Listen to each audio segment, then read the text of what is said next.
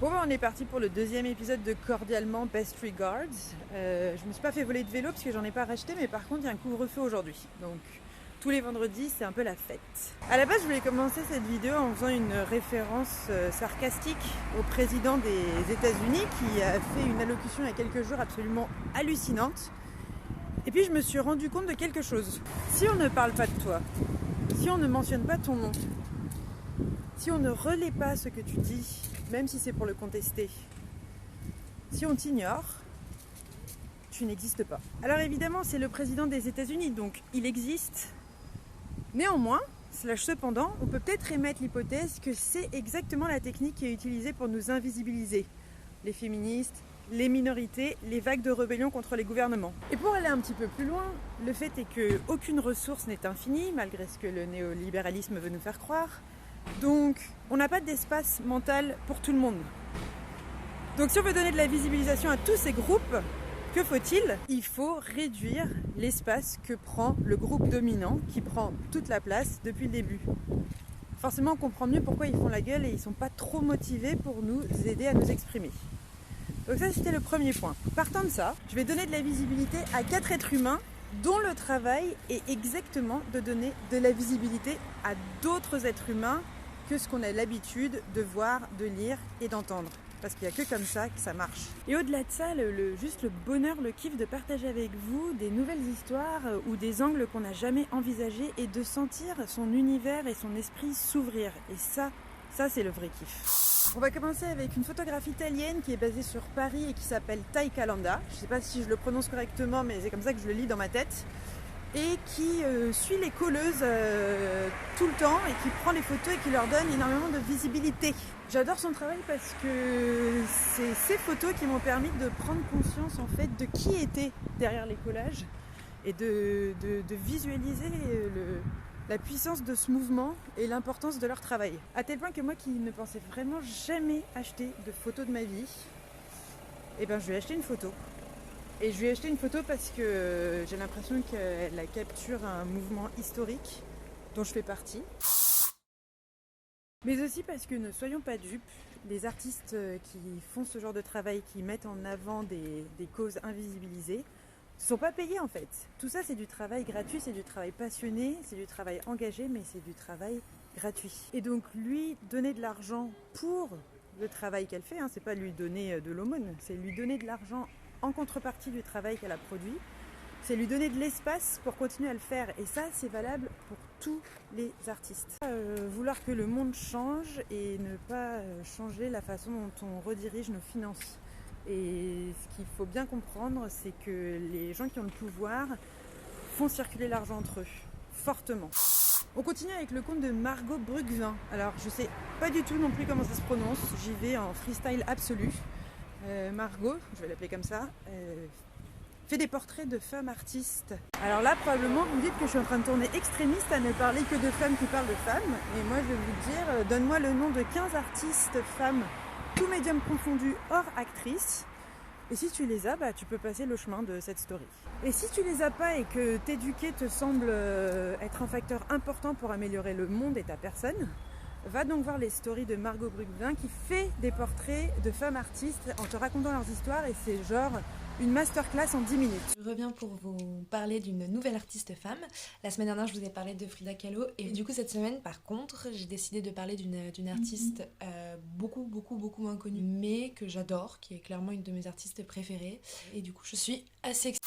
On continue avec un documentaire réalisé par Anastasia Mikova et Yann Arthus Bertrand qui a eu la mauvaise idée, même s'il ne le savait pas à l'époque, de sortir le 4 mars 2020, soit juste avant le You Know What, et qui s'appelle Women. Évidemment, les images sont folles et magnifiques. Je ne sais pas comment ils ont fait en termes d'organisation et de production pour traverser le globe et recueillir autant de témoignages de femmes. Ce qui est absolument incroyable dans ce documentaire, c'est la diversité des peaux, la diversité des rides, la diversité des âges, la diversité de j'ai envie de dire des histoires, même si là malheureusement, moins finalement. Mais putain, en fait la puissance des meufs, c'est juste tellement insolent que quelque part je comprends. pourquoi on a été muselé et pourquoi on essaye encore de le faire. Voyez ce docu. Je vous mets un extrait, j'espère que ça va pas être sauté par Instagram. Je vous mets un extrait qui est vers la fin du documentaire et qui dit tout. Do I need to tickle your empathic sensors for you to realize the extremity of what I'm going through? Do I need to cry or kill myself for you to realize the madness of what goes through my head? Do I need to be sensitive to your ears because you can't handle hearing what I went through, what we are going through, what we are continuing to go through? I have to say it as it is. It's not my reality alone. It's a reality of many millions of women everywhere. And we have to be sensitive about how we talk about this. Oh, it's a shame. Don't tell anyone.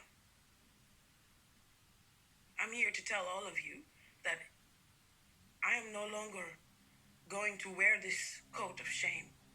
I'm no longer going to be quiet because it's embarrassing, because it's dangerous.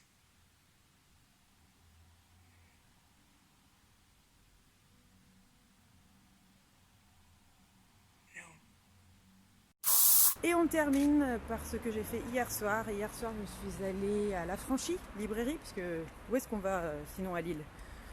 Et j'ai été écouter Lorraine Bastide parler de son livre Présente. Il n'y avait pas beaucoup de place et elles sont parties très vite. Mais la bonne nouvelle, c'est que La Franchie va bientôt sortir un podcast et que la conversation a été enregistrée. Donc ne vous inquiétez pas, même si vous n'étiez pas là, vous serez là bientôt. Présente pour moi, c'est l'équivalent de Sapiens de Yuval Noah Harari, c'est-à-dire que c'est un livre qui est accessible et divertissant malgré le sujet, et en même temps qui est d'une puissance folle parce qu'il te permet de comprendre. Parce qu'en fait, le plus compliqué, c'est pas d'avoir un fait ici et un fait là. Le plus compliqué, c'est de réussir à rassembler tous les faits, de les connecter et de dire voilà le schéma, voilà la carte. Maintenant que je vous ai expliqué la carte, on fait quoi? Bon, si vous ne savez pas encore, Présente, ça parle de la place des femmes dans l'espace public, dans les médias, en fait partout. Et donc c'est directement en lien avec le thème de ces stories aujourd'hui. Si vous ne la connaissez pas, Lorraine Bastide est journaliste et c'est son premier livre.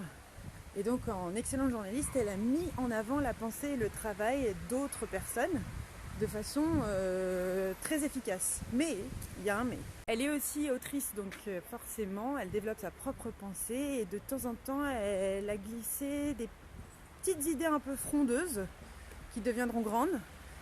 Et moi, ma préférée, elle est page 163. Alors oui, je vous donne la page pour que vous achetiez le livre, puisque si vous avez suivi depuis le début, c'est en donnant de l'argent aux personnes qu'on a envie de mettre en avant qu'on change le monde. C'est comme ça, c'est pas nous qui avons choisi, hein, c'est le système.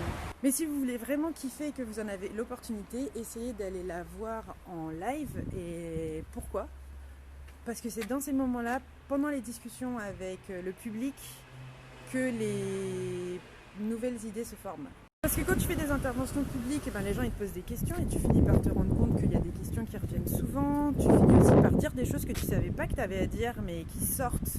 Et c'est la première couche de l'inconscient qui va sortir pour le prochain livre en fait. Et donc évidemment ce n'est pas vrai que pour Lorraine Bastide. C'est juste que moi j'y étais hier et que j'ai eu la sensation de voir la naissance d'une idée. Et franchement, si vous l'avez jamais fait, c'est beau de voir la naissance d'une idée.